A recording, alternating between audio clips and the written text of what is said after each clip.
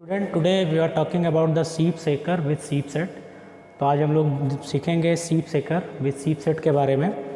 तो बेसिकली इसका यूज़ जो किया जाता है वो साइज़ सेपरेशन के लिए यूज़ किया जाता है और पार्टिकल साइज़ डिस्ट्रीब्यूशन के लिए कि क्या एवरेज पार्टिकल साइज़ अगर हमें डिटरमाइन करना हो या दो पाउडर को अकॉर्डिंग टू साइज इसको सेपरेट करना हो तो हम लोग सीप सेकर का यूज़ करते हैं। इसका जो मैकेनिज़्म है वो है एजिटेशन।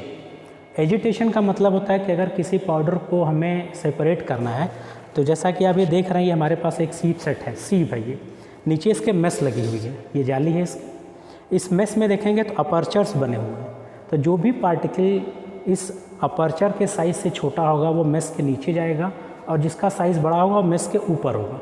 तो कभी भी पार्टिकल साइज़ को सेपरेट करते हैं तो पाउडर को मेस के ऊपर रखते हैं और फिर इसमें एक मोशन क्रिएट करेंगे जिसको हम लोग कहते हैं एजिटेशन। तो जब मोशन क्रिएट करेंगे इस तरह से तो पाउडर मूव करेगा और जब पाउडर मूव करेगा तो जो छोटे पार्टिकल होंगे वो सीप के नीचे आएंगे और जो लार्जर पार्टिकल होंगे वो सीप के ऊपर होंगे। तो जो ऊपर पार्टिकल्स हैं रिटेन हो रहा है सीप के ऊपर, उसको हम लोग कहेंगे ओवर साइज पार्टिकल, और जो आपके सीप के नीचे आ रहा है उसको कहेंगे अंडर साइज पार्टिकल।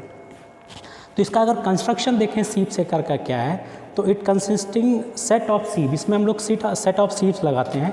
तो देखें इसमें नंबर ऑफ सीप्स लगी हुई हैं। सबसे नीचे हम लोग क्या लगाते हैं, रिसीवर, जिसमें सीप नहीं लगी हुई है, और उसके बाद इसमें हम लोग डिफरेंट नंबर के सीप्स लगाएंगे, इस तरह से अरेंज करेंगे। ये सीप्स अरेंज किया हमने। सबसे अपर मोस्ट पे अगर आप देखें तो जो अपर मोस्ट सीप है उसके साथ लीड होती है, इसको यहाँ पे इस पर प्लेस कर देंगे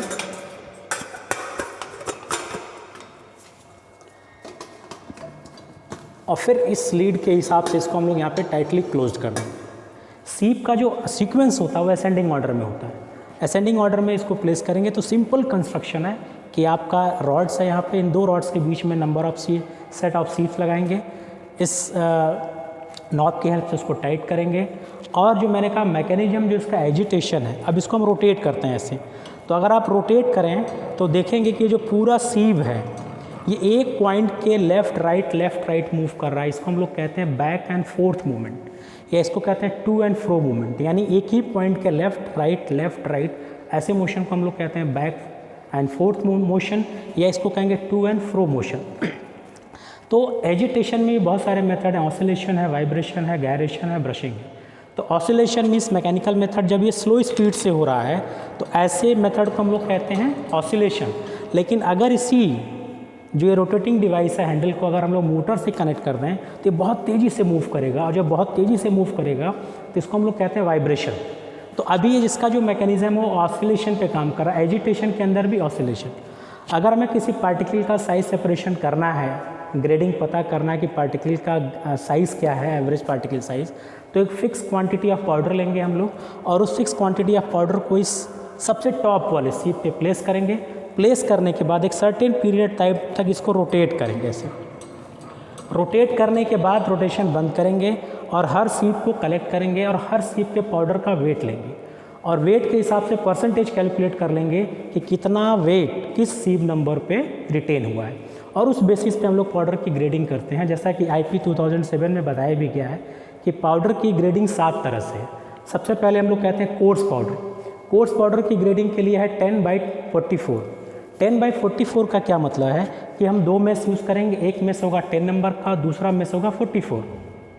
तो कंडीशन ये दिया गया कि जो पहले मेस से अगर आपने 100 mg पाउडर लिया है तो मेस नंबर 10 से सारा पाउडर पास हो जाना चाहिए, लेकिन 44 से नॉट मोर देन 40%, यानी 40% आपके सेकेंड वाले जो 44 नंबर में से उससे पास नहीं होना चाहिए।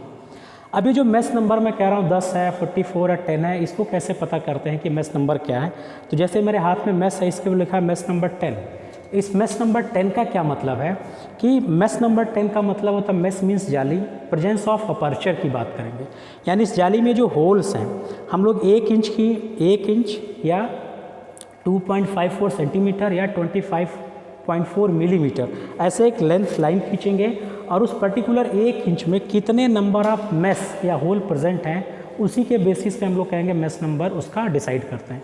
अगर आपने कहा मेस नंबर 10, तो मेस नंबर 10 का मतलब 1 इंच में कितने होल्स प्रेजेंट हैं, 10। ठीक, हम लोग हमेशा होल को काउंट करेंगे ना कि वायर्स को। जैसे मैं फिंगर दिखाऊँ अगर, तो अगर इस फिंगर में देखें तो 1 2 3 4 फिंगर्स हैं, यानी वायर हमारे कितने हैं 1 2 3 4, लेकिन होल्स की बात करेंगे तो 1 2 एंड 3। तो मेश नंबर कितना होगा इसका 3, ना कि 4। तो मेश नंबर भी बड़े आसानी से आप फाइंड आउट कर सकते हैं। कोई भी स्केल लेके आप जो भी मेश यूज़ कर रहे हैं, जो भी सीव यूज़ कर रहे हैं, 1 इंच लेंथ लेंगे उसकी, और उसके पैरेलल में कितने नंबर ऑफ होल्स प्रेजेंट हैं वो उसके मेश नंबर को डिटरमाइन करेगा। तो इसका सिंपल सीव सेकर का काम आपको दिमाग में रखना है कि हम लोग पार्टिकल साइज सेपरेशन के लिए यूज़ करेंगे, as well as particle size distribution के लिए एवरेज पार्टिकल साइज डिटरमाइन करना हो तो बड़ा, और इसका जो मैकेनिज़्म है वो आपके एजिटेशन पे काम करता है। और कैसे, अगर हम सीव नंबर अगर की बात की जाए तो सीव नंबर अगर हमें पता करना हो तो भी हम पता कर सकते हैं कि किसी भी पार्टिकल का सीव नंबर क्या है, बस 1 इंच की लेंथ या 2.54 सेंटीमीटर या 25.4 मिलीमीटर में जितने नंबर ऑफ होल्स प्रेजेंट होंगे वो उसका सीव नंबर होगा। Okay, thank you.